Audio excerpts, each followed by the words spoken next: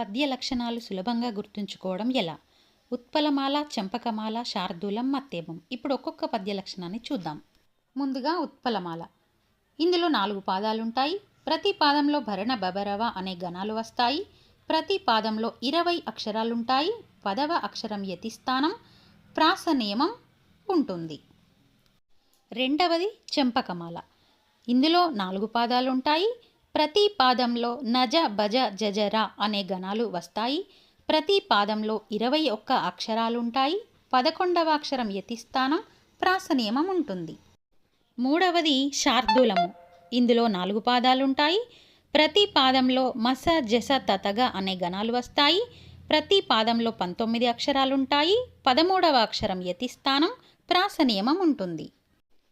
నాలుగవది మత్తేభము. ఇందులో 4 పాదాలుంటాయి. ప్రతి పాదంలో స, బ, ర, న, మ, య, వ అనే గణాలు వస్తాయి. 20 అక్షరాలు ప్రతి పాదంలో ఉంటాయి.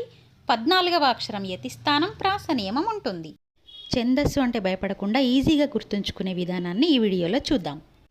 ఇప్పుడు చూడండి, ఊ, బా 20, 10 ఉన్నాయి కదా. ఊ అంటే ఉత్పలమాల, బా అంటే భరణ, బబరవ గణాలు, 20 అంటే ప్రతి పాదంలో ఉండే 20 అక్షరాలు, 10 అంటే యతిస్థానం 10వ అక్షరం అన్నమాట.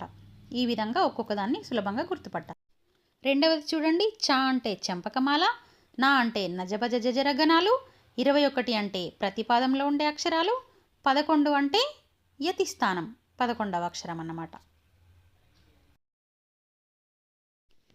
మూడవది షా అంటే శార్దూలం, మా అంటే మస, జస, తతగ గణాలు, 19 అంటే ప్రతి పాదంలో ఉండే 19 అక్షరాలు, 13 అంటే యతిస్థానం 13వ అక్షరం అన్నమాట.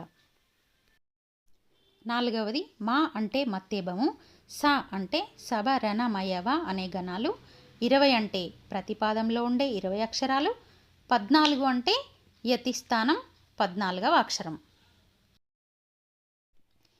ఇప్పుడు ఈ పట్టిక చూడండి. ఈ పట్టికను మీరు గుర్తుంచుకుంటే ఈజీగా ఈ పద్య లక్షణాలన్నీ గుర్తుపెట్టుకోవచ్చు. మీకు ఎగ్జామ్లో కూడా ఎలాంటి కన్ఫ్యూజింగ్కి అవకాశం ఉండదన్నమాట.